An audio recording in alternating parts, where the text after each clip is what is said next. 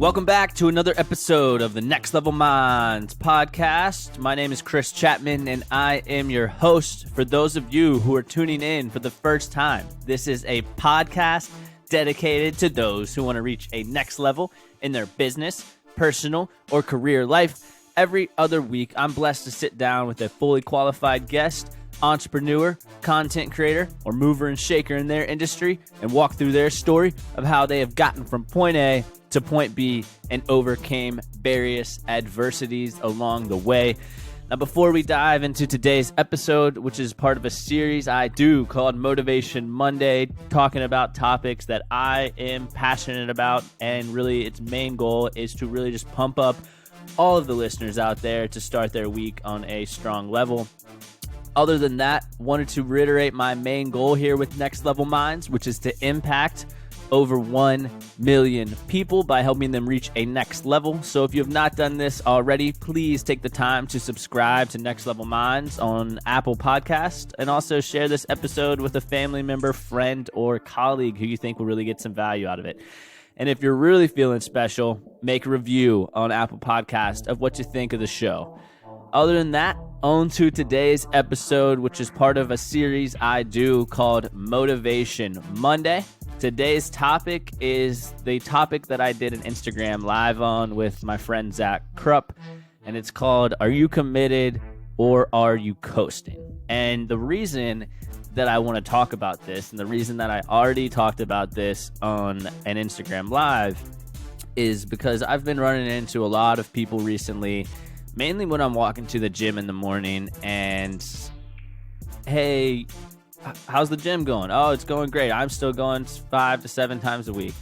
And when I return the question, unfortunately, I hear some people say, man, I'm trying to get in there, 2 or 3 times a week. I just can't do it. So, and that happens in so many different areas too, whether it's your physical life, your personal life, your career life, your business, whatever the case may be.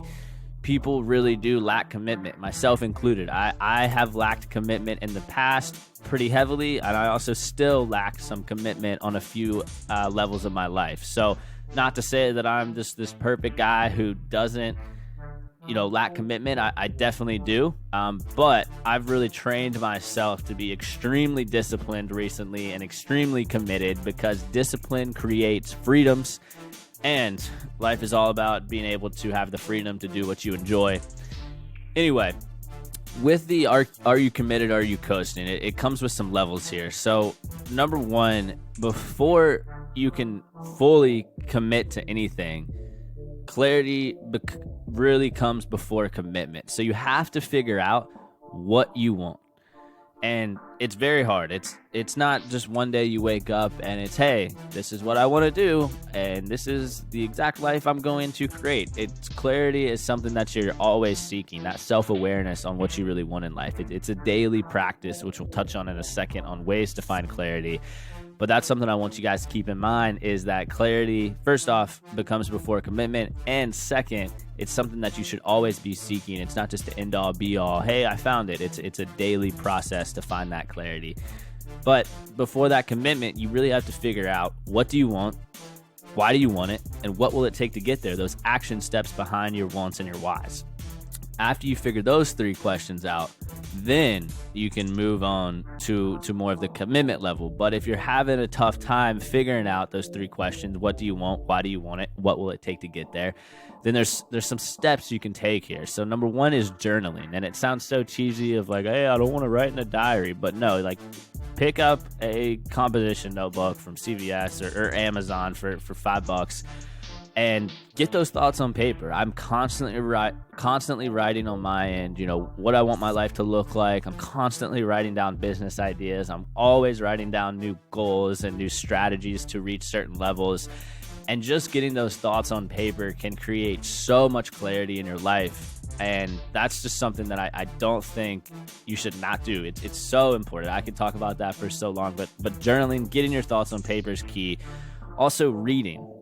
Picking up a book, a personal development book, a self-help book, and just reading these stories of how people have, again, gotten from point A to point B, reading various success stories, reading strong habits, reading just strategies that you can take in your business or your career or your personal life. It's going to allow your mind to flow in all sorts of different directions.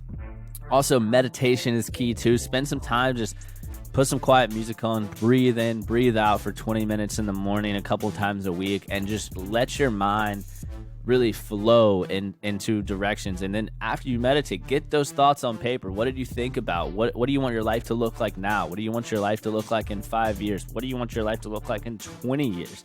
Write that down. Also, prayer helps as well. If you're religious, just, praying to God about having him help you find clarity.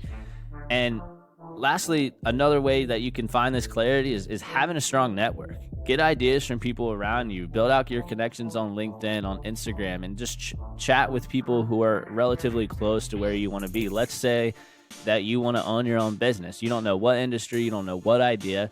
First step would be to connect with an entrepreneur, no matter what industry. Maybe just lining up a call or an email with them saying, hey, I'd love to hear about what you do. What's the challenges? What's the opportunities? What's the market share like? After you have a lot of these conversations, you'll be able to realize, hey, maybe I don't want to open up this store, or maybe I don't want to open this business in X industry. Whatever the case may be, you're going to get that clarity by having a strong network and having those productive conversations with people around you. So once you reach that clarity, step 2 comes in, where you need to actually decide to stay committed to your goal, your dream, and ultimately your success. So an example on my end is I've really committed myself this November to a strong commitment of, number 1, working out 7 days a week. So I'm going to work out every day in November. I'm going to drink a gallon of water every day. I'm going to read for 10 minutes, and then I'm going to write down 3 things I'm grateful for. That's just a November challenge that I set for myself. But I'm staying absolutely true to that goal. I'm deciding I'm going to commit to this November challenge no matter what, because you can take ownership for your life and be responsible for both the successes, both the failures, the commitments, and the decommitments. You're responsible for it all. If I skip a day, which as of today's date, I have not skipped a day, but if I skip a day because of X excuse, it's ultimately on me. You have to take ownership of your life. You have to decide to stay committed. And when you truly, truly commit to something, whether it's a business goal, a personal goal, a financial goal, and you say to yourself, no matter what, I'm going to commit to this goal and I'm going to make it happen no matter what life throws at me, no matter what excuses my brain comes up with, I'm going to commit, then you will achieve it. So, step 2 is commit. Decide to actually have that commitment. Step 3, this is one that unfortunately people get hung up on. I get hung up on it as well. Take action once you have decided to truly commit. I mean, you figure out you got that clarity. You say, okay, I'm going to commit. Take action when you've truly decided to commit. So start small. If your commitment is to start going to the gym more, gain or lose, 5 or 10 pounds, then if you're not a avid gym goer and you don't have those daily habits in place yet, start small. Don't wake up every day at 5:30 and go to the gym 7 days a week like I'm doing right now if that's not your habit. Start small. Tell yourself week 1, all right, I'm going to go 2 times to the gym. Or if you're trying to read, all right, I'm going to read 2 times this week. 2 weeks passes by, all right, I'm going to go to the gym 4 times. I'm going to read 4 times. I'm going to do this 4 times. Whatever the case may be, start small and then compound into those bigger habits. I've failed so much in the past because I've gotten so motivated on this new goal, this new idea, whatever the case is there, and I've just almost took on too much at once, and then ultimately I didn't have those habits in place yet, so I started small and compounded from there. Unfortunately, too, with taking action, a lot of people are success zombies. I heard this in a podcast the other day that people read these books, they listen to these podcasts, they go to the seminars, they do the online coaching, they're absorbing so much information, which is important, but then they never take action on it. I like to read a book, whether it's a self-help book, just a business book, a sales book, write down what I learned and say, okay, how can I implement these learning lessons in this book, in this podcast, from this coaching session into my life? And then that's actually taking action. So don't get hung up on the books, on the podcasts, on the videos, on the seminars. Take action from those learning lessons that you've learned. And with the taking action, break it down step by step. So when I started my podcast, a podcast with a lot more work than I thought it was. So I broke down everything. Okay, I need a logo. Okay, I need a hosting service. Okay, I need a microphone. Okay, I need a guest. Literally breaking it down. So have that one big move you're gonna make, and then smaller moves under it. So whatever your goal is, whatever your dream is, start breaking it down into smaller chunks, and it's gonna be so much easier to take action. Last point here. So what we got so far is find that clarity, decide to actually commit, take action, and then number 4 is surround yourself with a solid network that'll help you grow, because success ultimately breeds success. If you're surrounded with losers, unfortunately, you're going to be a loser. If you're surrounded with winners, you are going to be a winner. So I like to surround myself with people who are where I would like to be in 2 to 5 years, because it's much easier to relate to. Sure, you can surround yourselves with all these big entrepreneurs and successful people that you just hear about on a daily basis, and you can surround yourself with them indirectly by listening to their content, reading their books. But it's so much harder to relate to someone who's in their 40s, who's grown 5 businesses, and they're a multi-millionaire. And it's hard to relate to that when you're, for example, my age, 25 years old, just now starting to get more of a foundation under your belt. So surround yourselves with people that are 2 to 5 years ahead of where you want to be.